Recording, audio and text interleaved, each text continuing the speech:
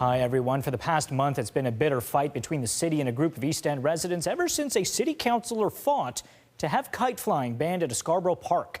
The CBC's Michelle Chung has been covering the story ever since it broke, and she joins us live right now, not just with new information, but some new complaints, Michelle, about kite flying at another park. What's going on there? Well, the city councillor in that ward says that some of the bad apples that were flying kites in Milliken Park, the park that actually banned kite flying, or where kite flying has been banned, they've now moved to another park called Gold Hawk Park, which is less than a kilometre away.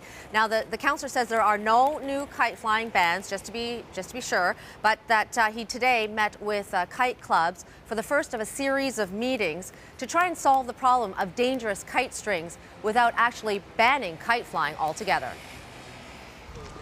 Members of some of the city's kite clubs threw up a kite for the first time in almost a month. Many haven't been indulging in their favorite pastime since the city banned kite flying in Milliken Park in Scarborough.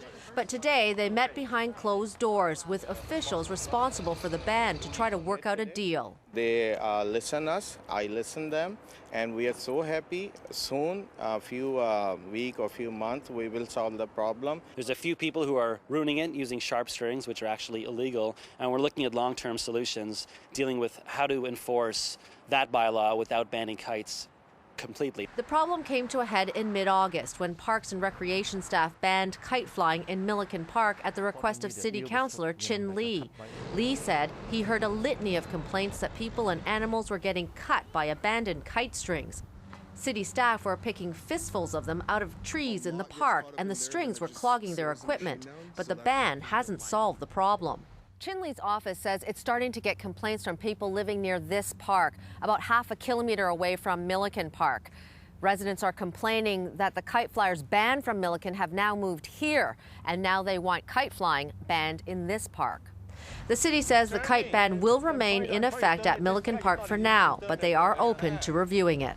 We're going to do some community approaches to kite education and responsible kite flying, and we're going to look at getting a kind of a club permit group set up so we can monitor the activity and teach kids how to fly kites properly.